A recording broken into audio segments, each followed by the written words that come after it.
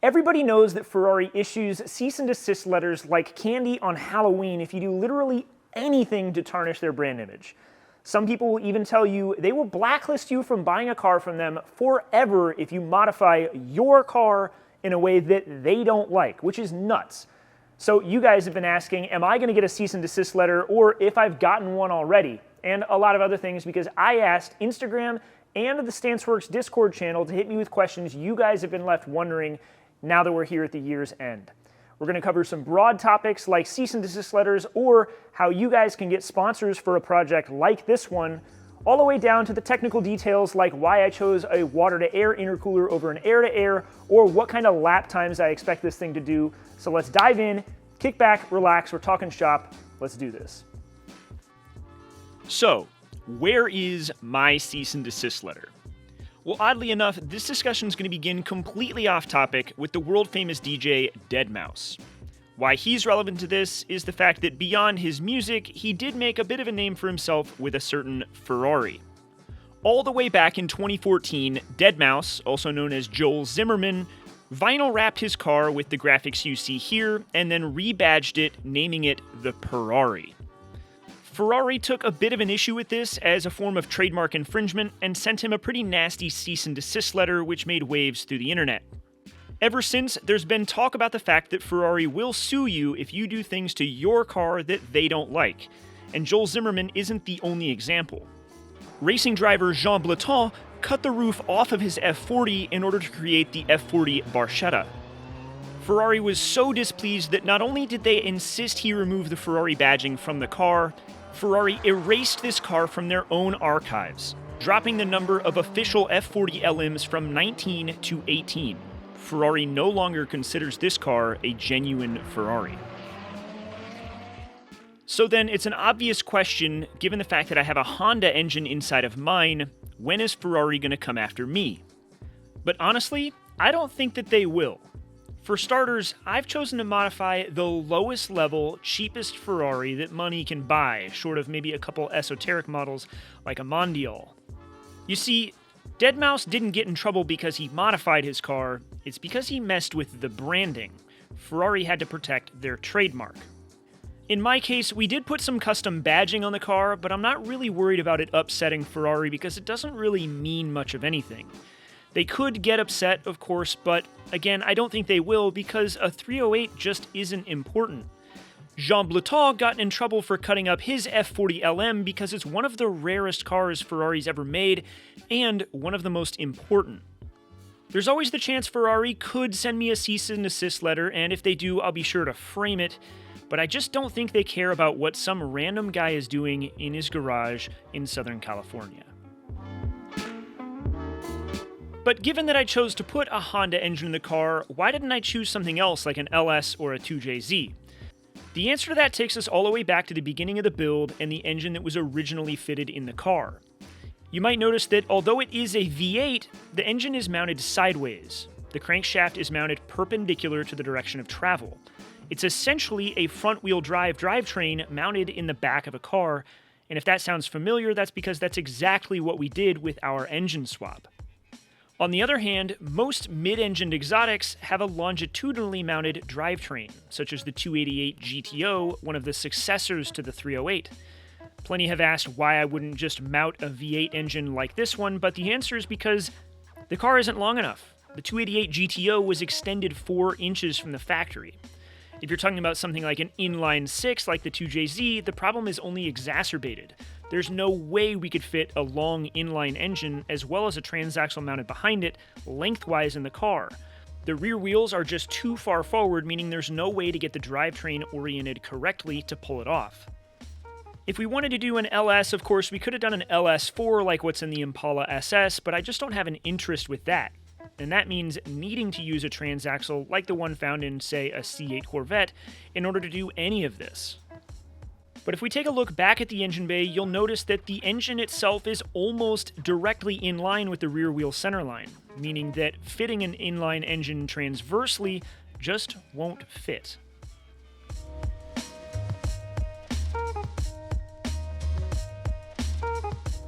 I've put a ton of work into trying to pretty up the chassis that came underneath this Ferrari, and one of my biggest complaints is that no matter how much I try to polish it, it's still a turd.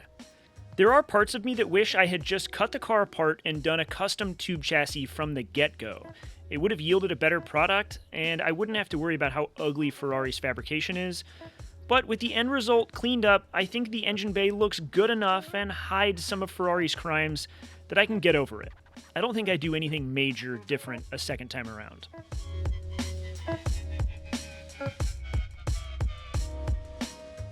I get this one a lot, and unfortunately the answer is always the same, and it's always equally brutal. It might even come off as condescending, although that's not really my intent. But if you're wondering what it takes to finish a project, you have to want it bad enough. Now, of course, that ignores not having the resources to finish your car, but if it's sitting on jack stands and you're not working on it, but you're wondering what it takes to get it done, you have to want to finish it. If you don't want to finish your car, no one else is going to want to finish it for you. If you don't want it bad enough, it will never happen. You have to go out there, you have to pick up the tools, and you have to want progress, or you have to want that finished product bad enough. There are no shortcuts.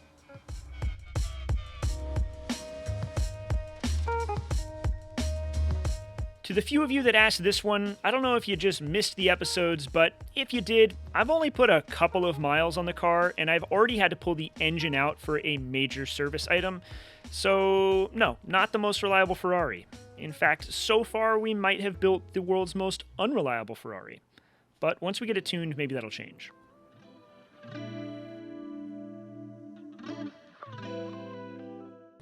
I'd built a number of cars before the Model A, but my 1928 closed cab pickup was the first vehicle that I built from scratch, and I built it shortly after I moved to Southern California.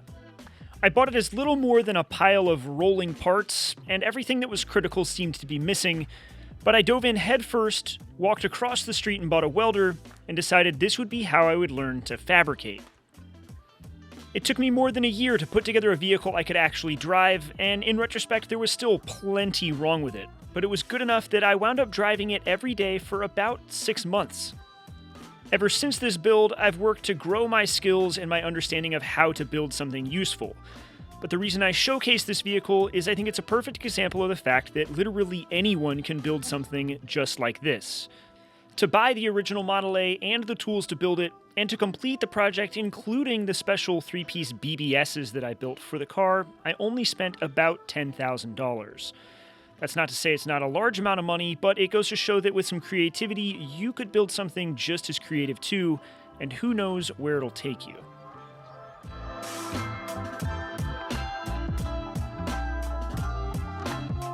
This one's a broad one, but I can easily tie it into the last one. Having built that Model A from scratch, I was able to then show sponsors that I was able to finish a project and that I might have a vision they see as unique enough to want to invest in.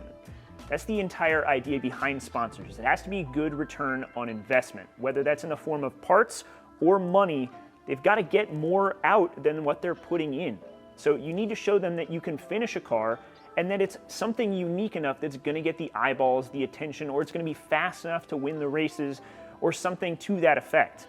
And if you don't have your own YouTube channel or an audience of your own, you've also got to show them what you're going to do with the car, whether that's going out and taking it to those races or to those car shows. You have to make the investment worthwhile. It's a business transaction. Just asking for free parts or showing them you have a cool idea isn't going to get anybody anywhere, and it's not worth it to them.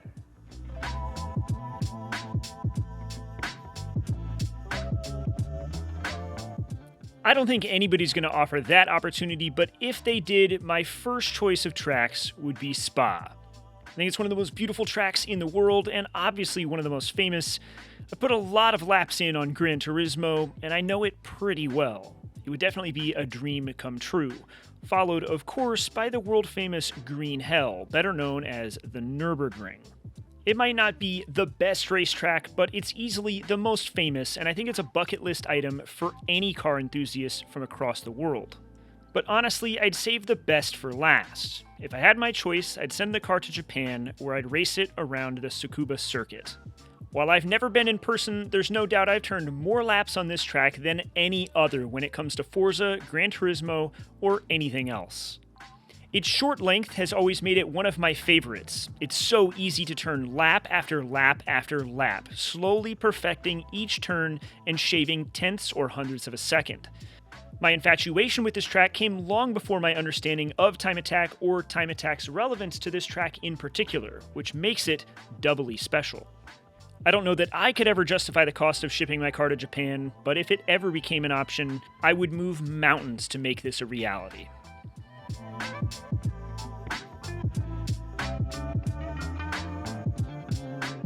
The tool I want more than anything else is a legit 3D scanner.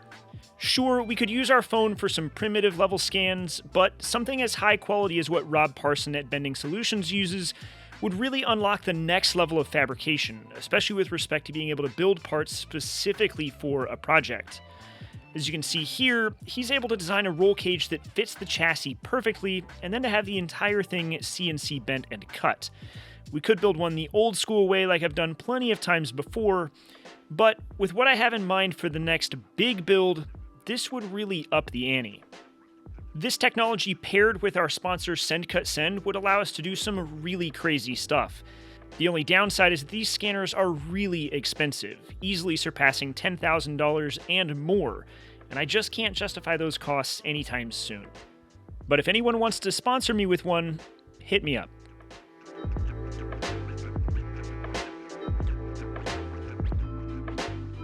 The fastest time I've ever turned at Button Willow's 13 clockwise is 2:01.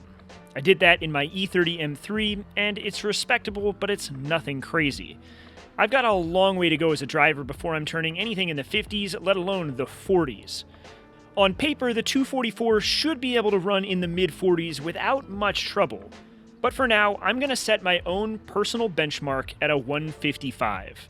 It's a time that's respectably fast, but leaves a lot on the table for growth, both on my own and as we develop the chassis. If eventually we break into the 149s, I would consider that a monumental success.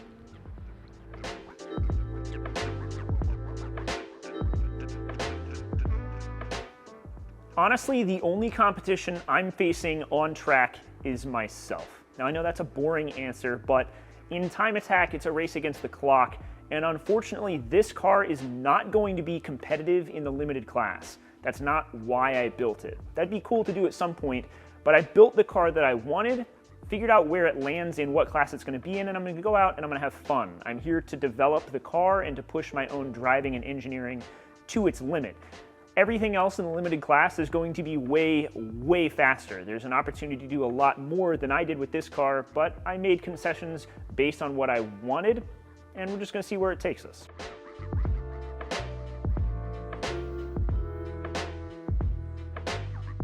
As you guys saw in recent episodes, we've got some kinks to work out following our first dyno session, but I anticipate that our next Ferrari episode will have the car back together and headed towards the dyno, if not back on the dyno once again. Once we get the car fully tuned and ready for prime time, I need to make a few more revisions to the chassis and improve a handful of things that'll make sure that we're ready to go around the track. The biggest one being I need to put the roll bar in and get some seat belts installed. I need to do a full nut and bolt check on the car to make sure everything is tight and nothing's going to fall apart, and I need to finish some suspension components and reinforcements. Once those are done, it'll be time to load the car into the trailer and head to the racetrack for our very first shakedown laps. If everything goes according to plan, I'm hopeful this will happen by the end of January.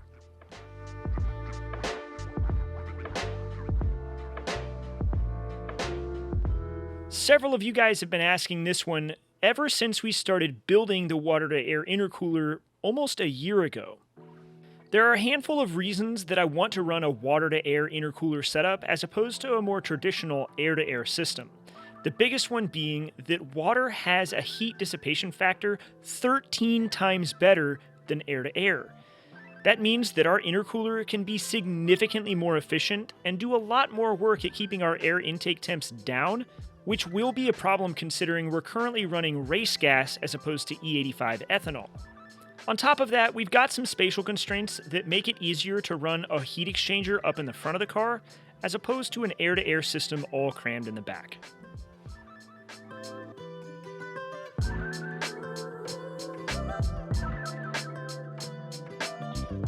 I've made no secret of the fact that I enjoy the build process more than I enjoy the finished result.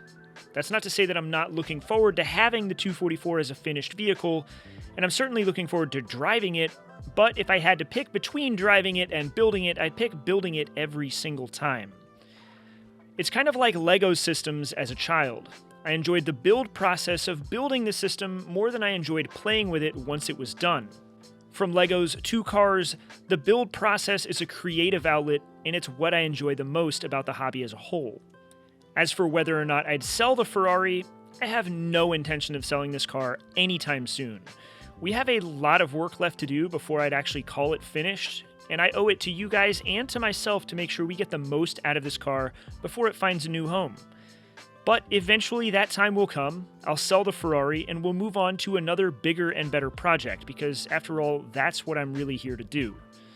But again, rest assured, the Ferrari's not going anywhere anytime soon. I promise you that.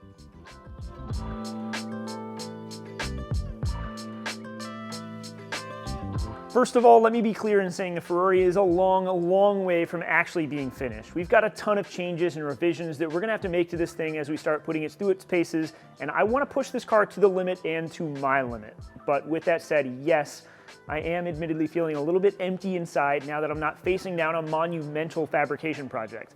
We've got the Audi to finish, and I need to put the Model A back together, but I'd be lying if I said I wasn't already looking at what the next project's gonna be. I've got a car picked out, and I'm really excited about it. If I'm excited about it, I think you guys will too. After all, I've said, even just moments ago, that I'm here for the build. I'm excited to drive this car and utilize it and make revisions, but I gotta have a big project in front of me or I'm gonna go crazy.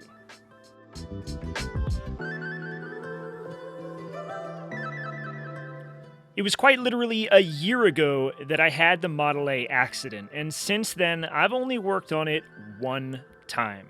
And that's admittedly a pretty big disappointment, both for me and for a select few of you guys. I do plan on returning to the Model A this spring because it's important to me to get it back on the road and enjoy it for at least a little while. Frankly, I haven't even gotten to do that yet. But once I get that out of my system, I hate to say it, the Model A will go up for sale. It follows the same reasoning I just expressed for the Ferrari. I've done the build and the hard work is out of the way. I've accomplished everything I set out to complete. Now the funds from this car can go towards something bigger and better.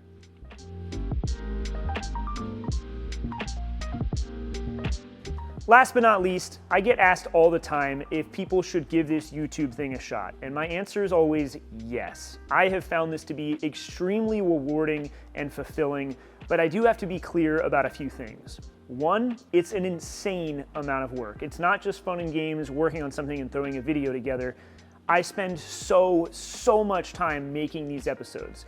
You don't have to hold yourself to the same standard, and I admit that my production quality is probably way higher than it needs to be, and I could be more efficient, but the creative process is part of it that I enjoy. I like the filming, I like the editing, and I like coming out with an episode that I feel is as polished as I can make it. So be prepared to tackle all of these things, because making a YouTube series is an immense amount of work.